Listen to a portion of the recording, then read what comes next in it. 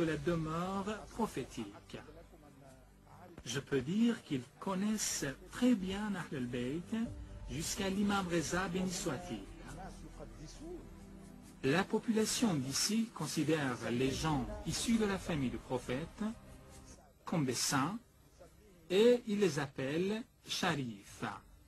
Par exemple, si vous allez à la ville d'Anjazia, le Grand Comore, vous verrez qu'à la table, c'est la personne issue de la famille du prophète qui doit commencer d'abord à manger.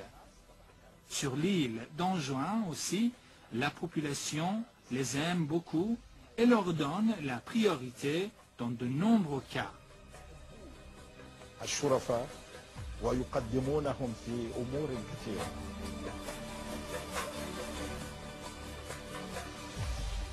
Il suffit de marcher à pied dans les rues des villes et de regarder les vieilles portes, vous verrez des souvenirs de la présence des Shirazis, qu'il s'agisse des portes qui exposent bien les sentiments cordiaux de leurs propriétaires.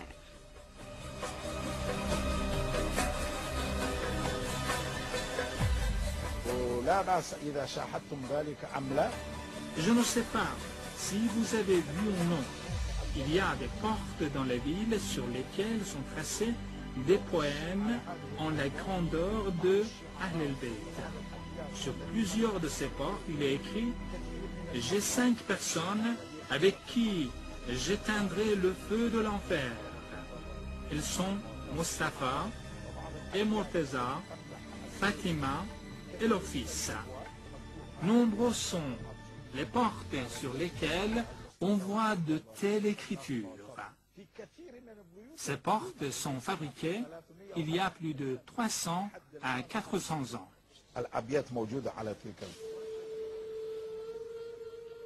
Aux Comores, les chiites et les sunnites cohabitent en paix. Sadat, c'est-à-dire les descendants du prophète, que le salut de Dieu soit sur lui et sur ses descendants, sont présents dans l'âme et le sang du peuple, aussi bien pour les chiites que pour les sunnites. C'est une réalité incontestable. Mahmoud Abdallah Ibrahim s'est converti en chiite il y a 2 ans et l'a annoncé il y a 1 an. Il est habitant de la ville de Moussa Moudou, la capitale de l'île d'Anjouan.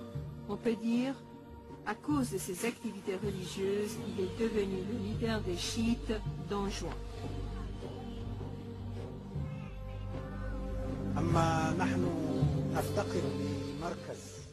Nous avons besoin d'une fondation et de mosquées, parce que chaque jour le nombre des chiites s'accroît, cependant nous n'avons aucune structure. Actuellement les chiites se rassemblent dans ma propre maison, alors que ma maison est très petite. Nous avons sérieusement besoin de personnes capables d'enseigner correctement les croyances religieuses et les directives Jafari. Car nous ne sommes pas diplômés de Hausa, nous avons appris nos maigres savoirs en étudiant des livres, nous sommes plutôt des autodidactes. Nous organisons ici toutes les cérémonies, que ce soit les cérémonies de deuil ou les cérémonies marquant le jour anniversaire des imams. Par exemple, il y a 2 jours, nous avons célébré un anniversaire et le 18 de ce mois, nous organiserons la cérémonie de la fête de Gadir, si Dieu le veut.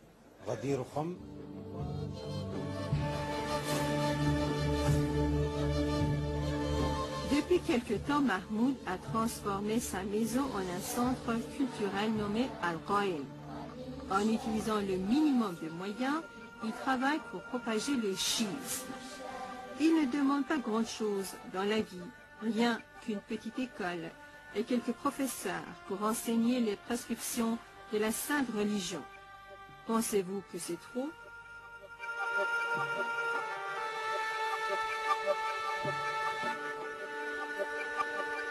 Les activités culturelles menées par Mahmoud ont eu beaucoup de résultats. Alex, étudiant wahhabite d'Anjouan, après avoir embrassé le chiisme, s'est choisi le beau nom Mohieddin. Il est l'un de ses résultats. Je m'appelle Mohieddin Ahmed Abdallah. Je suis anjouanais, comorien. Avant d'être chiite, j'ai rencontré mon professeur, mon stade Mahmoud Ambel Ibrahim, il m'avait beaucoup expliqué le chiisme, qu'est-ce que cela veut dire le chiisme. On a beaucoup parlé et je n'étais pas convaincu. Lorsque je me suis trouvé en Libye, j'ai rencontré mes frères chiites, on m'a beaucoup parlé et ils ont dit qu'aux Comores, il y avait des chiites. Et lorsque j'ai vu cette interview-là, j'ai fait des recherches sur les origines des Comores en ce qui concerne le chiisme. Après cela, j'ai trouvé que ça a été vrai, aux Comores, il y avait beaucoup de chiites.